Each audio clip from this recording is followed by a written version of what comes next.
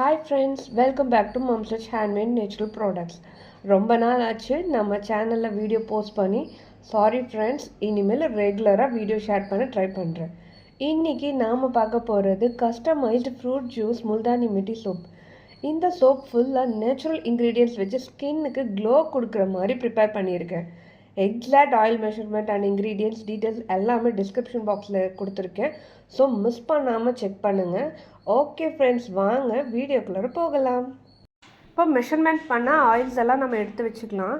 அதில் நான் mixed fruit juice add பண்ணியிருக்கேன். இப்போ நீங்கள் எவ்வளோ வாட்டர் எடுக்கிறீங்களோ அதுக்கு பாதி மிக்ஸ்டு ஃப்ரூட் ஜூஸ் எடுத்துக்கோங்க அண்ட் பேலன்ஸ் நீங்கள் வாட்டர் எடுத்துக்கோங்க. இப்போ ஆயிலும் வாட்டரும் மிக்ஸ் ஆகாது. அதுக்காக ஒரு தடவை நல்லா பிளெண்டர் போட்டு மிக்ஸ் பண்ணிக்கோங்க. இப்போ முல்தானி மிட்டி நம்ம ஆட் பண்ணிக்கலாம். அதையும் போட்டு நல்லா ஒரு பிளெண்டரில் போட்டு மிக்ஸ் பண்ணிக்கோங்க. லம்ப்ஸ் இல்லாத மாதிரி நல்லா மிக்ஸ் பண்ணிக்கலாம்.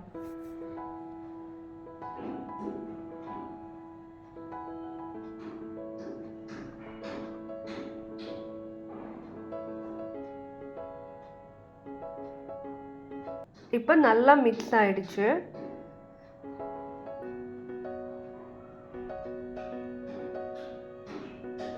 இப்போ லை நான் ஆட் பண்ணிக்கிறேன். எப்பயுமே ஃபில்டர் பண்ணி லை ஆட் பண்ணுங்கள். ஏன்னா இதில் சின்ன சின்ன பார்ட்டிகல்ஸ் கரையாமல் இருக்கும்.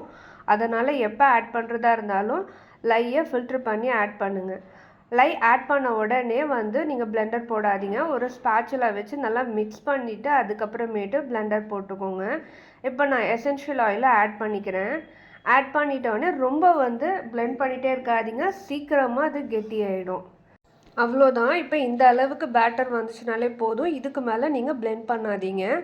இப்போ எதுவுமே வேஸ்ட் பண்ணாதீங்க. நல்லா பிளெண்டர் இருக்கிறதெல்லாம் நல்லா க்ளீனாக எடுத்துக்கோங்க.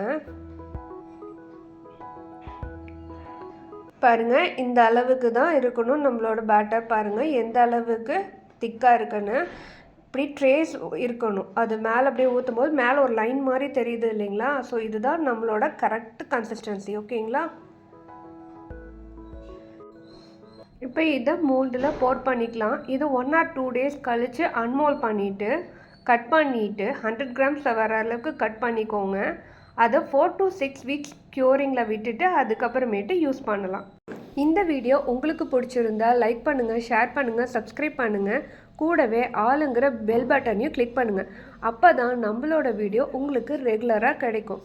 இந்த சோப்பில் உங்களுக்கு ஏதாச்சும் டவுட் இருந்துச்சுன்னா எனக்கு டைரெக்டாக டிஎம் பண்ணுங்கள். உங்களோட டவுட்டை நான் கிளியர் பண்ணுறேன். உங்களை நெக்ஸ்ட் வீடியோவில் பார்க்கலாம். பாய்.